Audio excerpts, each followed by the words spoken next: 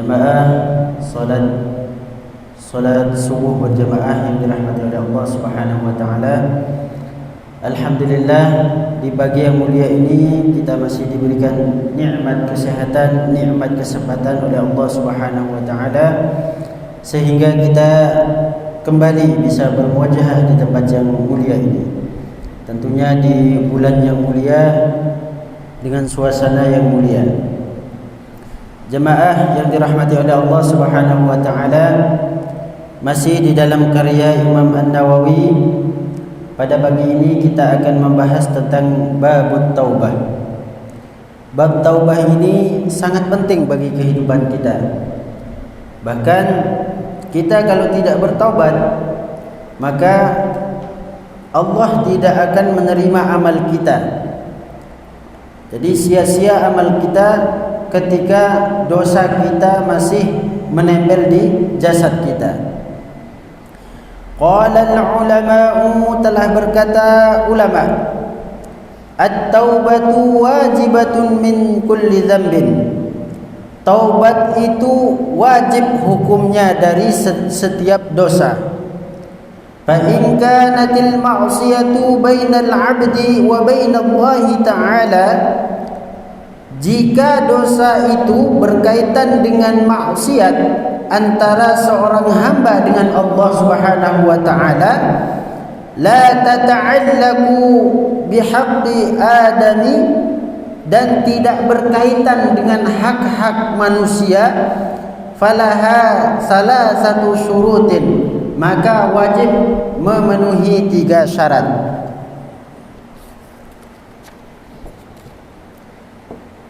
Syarat yang pertama, ahaduha ayyuqli'a 'anil ma'siyati, berhenti dari perbuatan maksiat yang dia lakukan. Watsani, yang kedua, syarat yang kedua, ayyandama 'ala fi'liha, menyesali atas perbuatan dosa yang pernah dilakukan. Watsalits, kemudian yang ketiga, ayyazima alla ya'uda ilaiha abadan, bercita-cita di dalam diri sendiri untuk tidak mengulangi dosa yang pernah diperbuat. Misal, ada orang yang pernah minum khamar, ketika dia bertaubat dari minuman tersebut, maka wajib dia untuk menghindari perbuatan tersebut. Ada orang berzina, maka wajib dia tidak melakukan perbuatan zina itu selama-lamanya. Menurut ulama, perumpamaan taubat itu seperti orang membuang batu ke dalam sumur. Orang membuang batu ke dalam sumur. Mustahil batu itu bisa naik ke atas permukaan. Ketika kita sudah membuang batu tersebut ke dalam sumur, dia masuk ke dasar sumur tersebut, maka mustahil batu itu bisa naik dengan sendirinya ke atas permukaan. Inilah sebenarnya taubat yang harus kita lakukan. Kita bertaubat, maka kita wajib tinggalkan dosa yang telah kita lakukan sebelumnya. Kemudian, fa in fuqida ahadus salasati lam tasih taubatuhu, jika salah satu syarat yang disebutkan di atas tidak dikerjakan, maka tidak sah taubatnya. Ingat, yang pertama, tidak melakukan kemaksiatan atau menghindari kemaksiatan itu.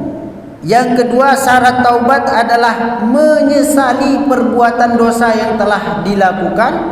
Kemudian syarat yang ketiga adalah bercita-cita di dalam diri sendiri untuk tidak mengulangi perbuatan dosa yang telah dilakukan selama-lamanya. Wa in kanatil ma'siyatu tata'allaqu bi adami fasyurutuha arba'atun, dan jika kemaksiatan atau dosa itu berkaitan dengan manusia, sesama manusia, maka wajib memenuhi 4 syarat. hadhihi thalathatu, ada 3 syarat yang telah disebutkan di atas. Wa ayyabru'a min haqqi sahibiha, dan tambahan yang satu lagi adalah dia minta halal, dia minta dibebaskan dari hak-hak orang yang telah dia sakiti. Ini kalau kaitannya dengan manusia. Kalau kaitannya dengan Allah itu tadi cukup yang 3. Tetapi kalau kaitannya dengan sesama manusia, tambahannya 1, yaitu minta halal, minta maaf kepada orang yang bersangkutan yang telah kita sakiti. Fa in kanat malan aw nahwahu raddahu ilaih, maka jika bentuknya seperti harta benda, dia pernah mencuri, mengambil barang hak orang lain, maka wajib dia mengembalikan barang tersebut. Misalnya dia lewat di pekarangan tetangganya, dia ambil mangga tetangganya tanpa izin, maka wajib dia minta halal terhadap mangga tersebut. Kalau tidak, maka dosa dia tanggung sampai dia minta halal kepada orang yang punya mangga. Wa in kana hadda qalbin wa nahwahu makkanahu minhu aw talaba afwahu, jika bentuknya had atau penuduhan tentang zina, misalnya seseorang menuduh seorang perempuan berzina tanpa dia membawa bukti, maka tuduhannya itu wajib dia minta maaf kepada orang yang dia tuduh. Jika tuduhannya itu tidak benar dan ternyata orang yang dia tuduh itu tidak sama sekali melakukan perbuatan itu, maka wajib dia minta maaf terhadap orang tersebut. Wa in kanat ghibatan istahallahu minha, jika bentuknya dia itu adalah ghibah, ya, ghibah atau ngomongin orang lain, memfitnah orang lain, atau dia menjelekkan orang lain di belakang, maka istahallahu minha, wajib dia minta halal kepada orang yang telah dia ghibahi. Misalnya kita punya saudara atau punya teman, kita gibah orang teman kita itu, maka wajib kita minta maaf kepada orang tersebut. Maaf, saya telah ngomongin panjenengan di belakang tentang perkara ini. Wajib kita minta maaf. Nah, misalnya kalau ada pertanyaan seperti ini, bagaimana kalau orang yang kita gibahi atau pernah fitnahi atau pernah kita musuhi itu sudah meninggal, bagaimana cara kita minta maaf? Misalnya ada pertanyaan seperti itu. Maka yang diajarkan oleh para ulama, kalau orang yang kita musuhi, orang yang pernah kita gibahi atau orang yang pernah kita fitnah, cara ketika dia sudah meninggal, maka cara kita minta maaf adalah menunaikan sedekah atas nama orang yang sudah meninggal tersebut. Pahalanya kita khususkan untuk orang tersebut. InsyaAllah Allah akan menyampaikan niat baik kita kepada orang yang telah meninggal itu. Wa yajibu ayyatuba min jami'iz dzunubi, wajib bagi seseorang untuk bertaubat dari semua dosa-dosanya. Fa in taba min ba'dihha sahhat taubatuhu 'inda ahli al-haqqi min dzalikal dzambi wa baqiya 'alaihi al-baqi. Jika tobatnya itu sebagian, ya misalnya sulit untuk dia tinggalkan, maka dia bisa dengan perlahan-lahan untuk meninggalkan dosa yang dia lakukan. Kemudian dia tanamkan dalam dirinya untuk tidak melakukan dosa itu lebih besar lagi. Misalnya dia terlalu besar dosa yang dia lakukan, maka dia wajib dengan perlahan-lahan dia mengurangi dari perbuatan dosa itu. Qala Allah Ta'ala, firman Allah Ta'ala di dalam Al-Quran, wa tubu ilallahi jami'an ayyuhal mu'minuna la'allakum tuflihun. Bertaubatlah kalian semua kepada Allah wahai sekalian orang-orang yang mukmin, la'allakum tuflihun, supaya kalian itu menjadi orang yang beruntung.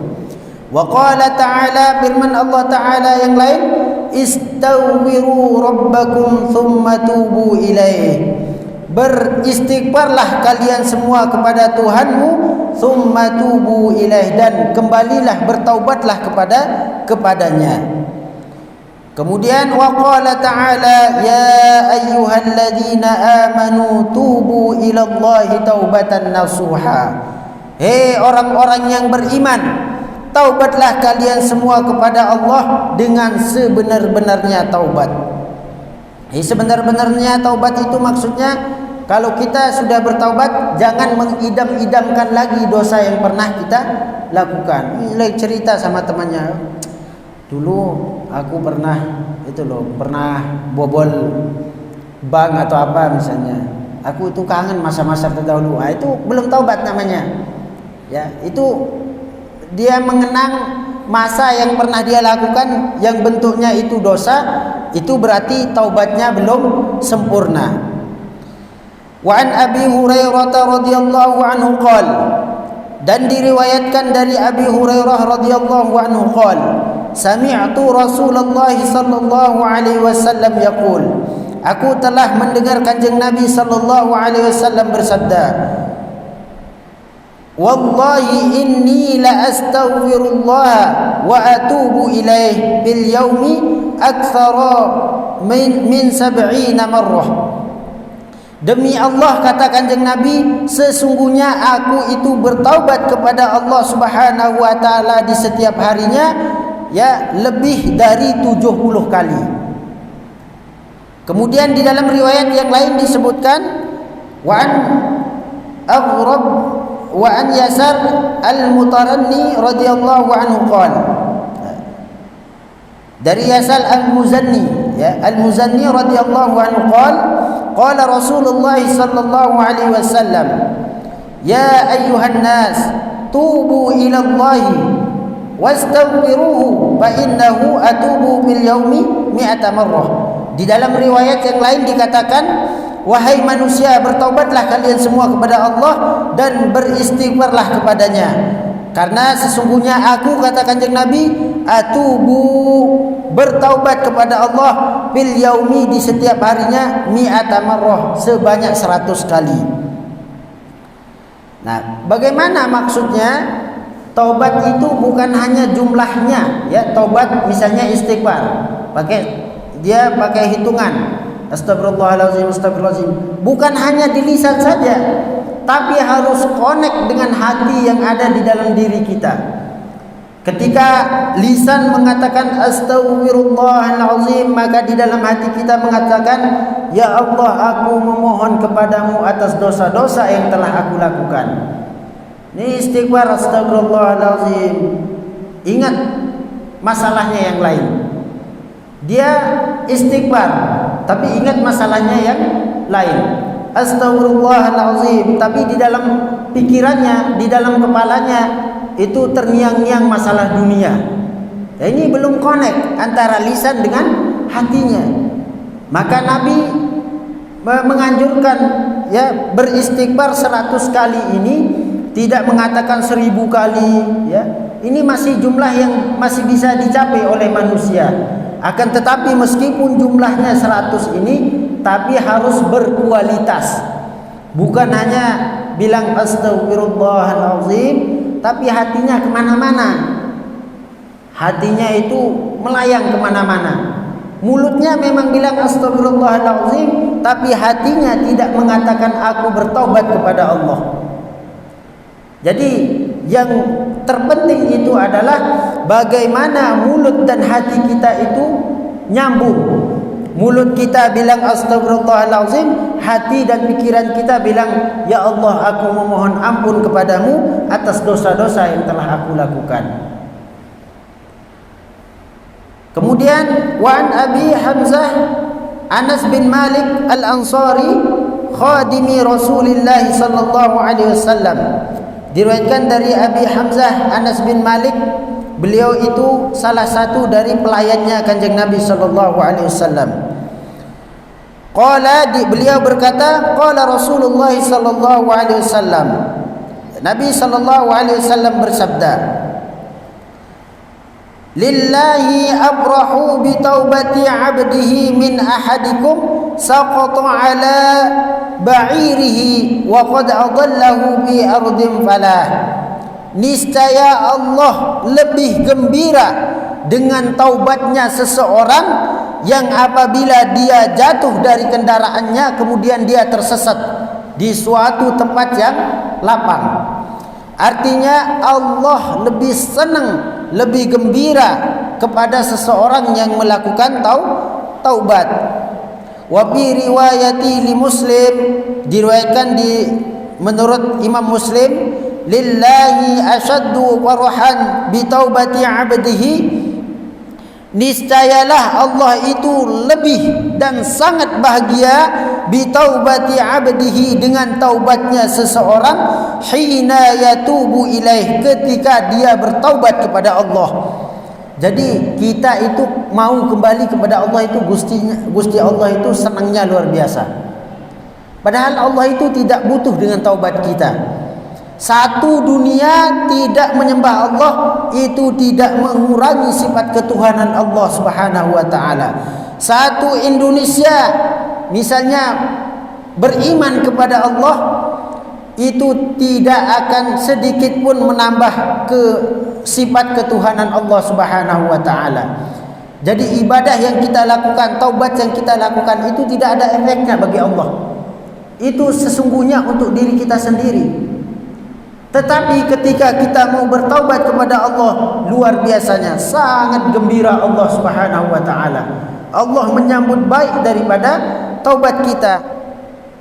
Min ahadikum, daripada seorang kalian, kana ala rahilatihi bi ardin falah fanfalatas minhu wa 'alaiha ta'amuhu wa syarabuhu fa'ayisa minha fa'ata syajaratan fattaja'a bi dhilliha qad ayisa min rahilatihi fa bainama huwa kadzalik idh huwa biha qa'imatan 'indah fa akhadha bi khitamiha thumma qala min shiddatil farah Allahumma anta 'abdi wa ana rabbuk akhta'a min shiddatil farah. Diumpamakan saking senangnya Gusti Allah itu seperti seseorang yang disesatkan oleh tunggangannya, atau zaman dahulu itu ada onta. Seseorang ini melakukan perjalanan, kemudian di suatu tempat dia tersesat. Ketika dia bernaung di bawah suatu pohon, dia tertidur orang ini. Ternyata ketika dia bangun, ontanya telah pergi meninggalkan dia, nggak tahu kemana ontanya. Akhirnya dia sendiri di tempat yang sangat asing, ya tidak ada satupun orang. Akhirnya orang ini sangat ketakutan, sangat sedih. Bagaimana cara saya pulang, sedangkan onta saya itu pergi nggak tahu kemana. Akhirnya di tengah kesedihannya itu dia tertidur lagi. Ternyata setelah bangun, tiba-tiba dia menemukan ontanya itu berdiri di sampingnya. Kemudian melihat ontanya yang sudah kembali, ya, dia sangat gembira. Saking gembiranya digambarkan oleh Nabi, orang ini mengatakan apa? Allahumma anta 'abdi wa ana rabbuk. Ya Allah, engkau adalah hambaku dan aku adalah Tuhanmu. Ya, sampai kebalik dia mengatakan kata tersebut yang mestinya Allahumma anta rabbi wa ana 'abdi. Mestinya dia mengatakan ya Allah, engkau adalah Tuhanku dan aku adalah hambamu. Tetapi saking senangnya dia kebalik mengatakan itu, ya Allah, engkau adalah hambaku dan aku adalah Tuhanmu. Nabi menggambarkan akhta'a min shiddatil farah. Itu gambaran orang tersebut saking senangnya binatangnya itu kembali di sampingnya. Nah, ini digambarkan Allah lebih senang daripada orang ini yang menemukan binatangnya yang kembali ke sampingnya. Wa an Abi Musa Abdullah bin Qais al-Ash'ari radhiyallahu anhu, 'an Nabi sallallahu alaihi wasallam qala Diriwayatkan dari Abi Musa Abdullah bin Qais Al-Asy'ari radhiyallahu anhu dari Nabi sallallahu alaihi wasallam bersabda, "Inna Allah Ta'ala yabsutu yadahu bil-laili liyatuba musii'un nahar." Sesungguhnya Allah itu setiap malam itu selalu menjulurkan tangannya kepada hamba-hambanya yang mau bertaubat sampai datang siang hari. Dari malam sampai siang Allah menjulurkan tangannya untuk menunggu hambanya yang bertaubat. Wa yabsutu yadahu bin nahari liyatuba musii'ul lail hatta tatlu'a asy-syamsu min maghribiha. Kemudian Allah menjulurkan tangannya di siang hari untuk menunggu taubat hambanya hingga malam hari, hatta tatlu'a asy-syamsu min maghribiha, hingga terbitnya matahari dari arah timur. Tangan di sini bukan berarti tangan seperti manusia. Artinya Allah itu sangat menunggu daripada hambanya yang mau kembali. Kapanpun kita kembali, baik siang hari, baik malam hari, Allah akan welcome kepada kita. Allah akan mengatakan, silakan, ya, saya akan terima taubat kalian. Kemudian di dalam riwayat yang lain, wa an Abi Hurairah radhiyallahu anhu qala, diriwayatkan dari Abi Hurairah radhiyallahu anhu qala Rasulullah sallallahu alaihi wasallam, Nabi sallallahu alaihi wasallam bersabda, "Man taba qabla an tatlu'a asy-syamsu min maghribiha taballahu alaihi." Sabda Nabi sallallahu alaihi wasallam, barang siapa yang bertaubat sebelum terbitnya matahari dari arah barat, taballahu alaihi, maka Allah pasti akan menerima taubatnya. Artinya apa? Matahari terbit dari arah barat, terjadinya kiamat. Kalau kiamat sudah terjadi, ya, matahari terbit dari arah barat, tenggelam di arah timur, itu pertanda pintu taubat sudah dikunci oleh Allah Subhanahu wa ta'ala. Bahkan bapak-bapak, yang namanya Fir'aun, tahu nggih Fir'aun, cerita Fir'aun? Ketika dia mengejar Nabi Musa alaihissalam, Fir'aun beserta bala tentaranya berada di tengah laut yang sudah terbelah. Ya, ketika Nabi Musa sudah sampai di daratan, Fir'aun ini dihimpit oleh air tersebut. Fir'aun ini saking saktinya bapak-bapak, dia itu tidak pernah sakit, bahkan dihimpit oleh air laut yang begitu tebal, dia itu belum mati. Jadi tidak mati Fir'aun itu.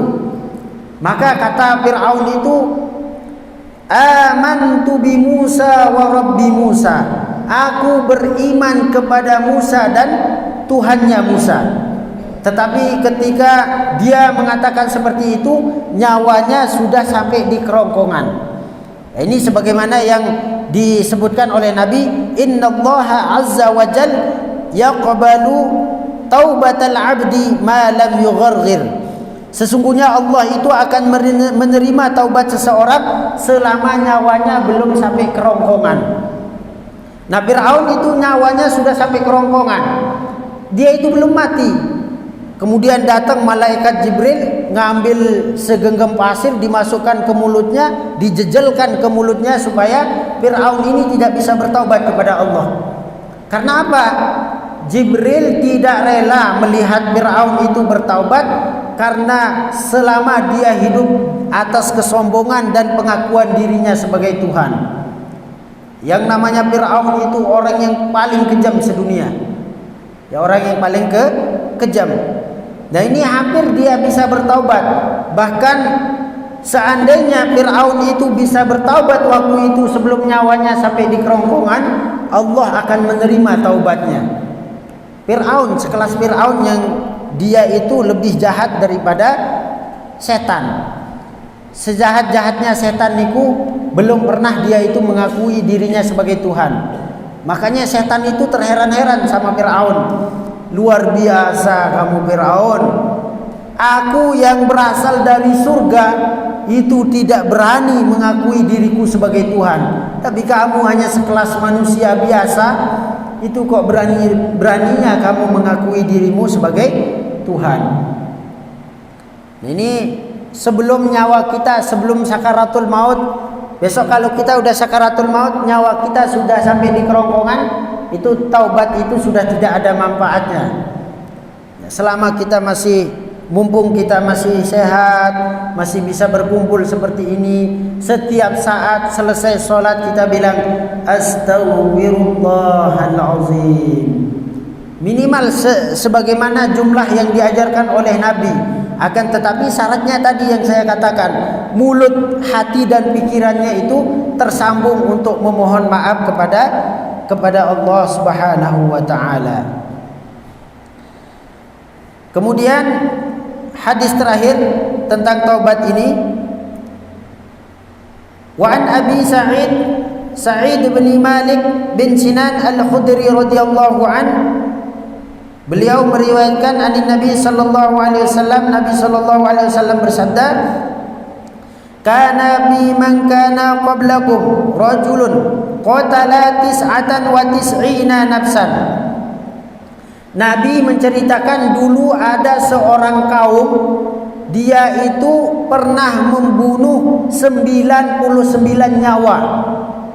Membunuh 99 nyawa. Fasa'ala 'anil a'lam ahli al-ardi fadulla 'ala rahibin fa'tahu baqal. Maka dia bertanya kepada seorang yang alim ya di masa itu, maka ditunjukkan kepada seorang pendeta. Dulu pendetanya yang masih murni, yang masih percaya tentang keesaan Allah. Ditunjukkan kepada seorang pendeta. Fa'tahu, maka orang ini mendatangi pendeta itu. Innahu qatala 99 nafsan. Sesungguhnya orang ini telah membunuh 99 nyawa. Fahallahu min taubah, apakah dia bisa bertaubat? Apakah ketika dia bertaubat, taubatnya itu akan diterima?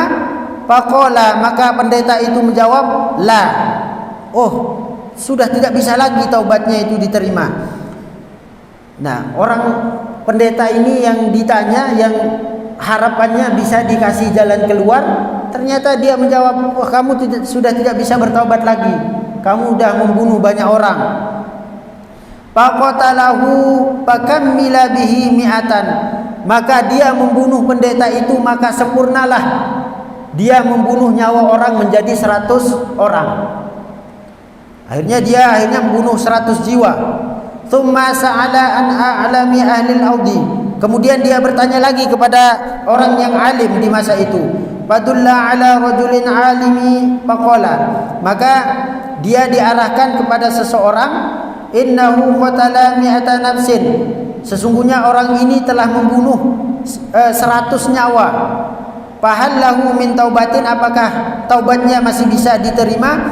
Faqala, maka orang itu berkata, na'am, tentu taubatnya dia masih bisa diterima. Wa may yahulu bainahu wa baina wa la tarji' ila ardika. Kemudian dikasih tahu jalan keluar oleh yang menjawab itu, menjawab tentang pertanyaannya. Kalau gitu kamu pergi ke suatu tempat ya untuk bertaubat. Intaliqu ilal ardi kada wa kada fa innaha biha unasan ya'buduna Allah ta'ala fa'budillahi ma'ahum wa la tarji' ila ardika fa innaha ardu siwa.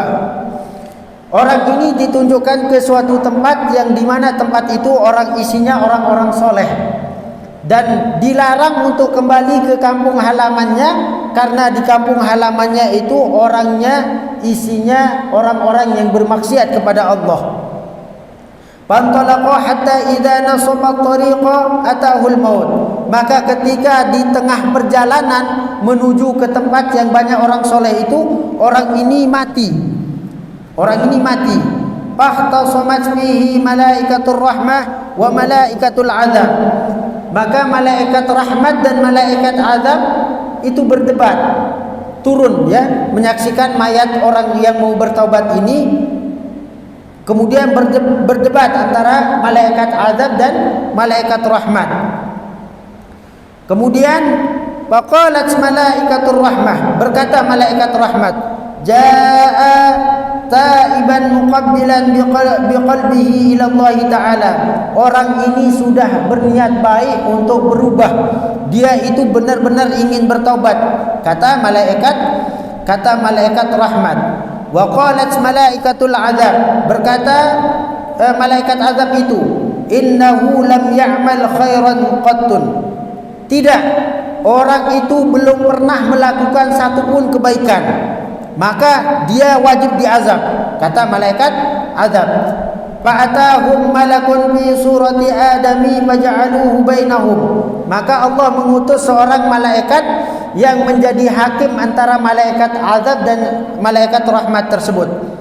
Faqala, dikatakan kepada kedua malaikat itu, qisu ma bainal ardaini fa ila ayyatihima kana adna fa huwa lahu. Faqasu fawajaduhu adna ila al-ardi allati arada faqabadathu malaikatur rahmah. Maka kedua malaikat ini disuruh mengukur mana yang paling jauh perjalanan yang ditempuh oleh orang yang ingin bertaubat kemudian mati di tengah jalan ini.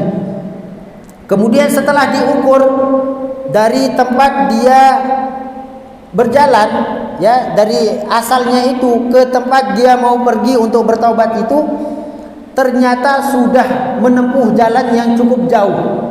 Ya, artinya tinggal sebentar lagi orang ini akan sampai.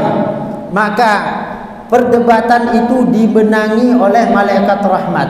Orang ini tidak jadi diazab oleh Allah, tetapi dimasukkan ke dalam surganya Allah. Dia belum melakukan satu pun kebaikan, tetapi sudah niat kepada Allah untuk bertaubat, dan dia belum sempat bertaubat, mati. Tapi hanya baru niat, tapi Allah tetap memasukkan orang ini ke dalam surga. Wallahu a'lamu bissawab. Semoga kita semua senantiasa dijadikan oleh Allah sebagai hamba-hambanya yang senantiasa bertaubat kepadanya. Mohon maaf jika banyak kurangan dan kesalahan. Billahi taufiq wal hidayah. Wassalamualaikum warahmatullahi wabarakatuh.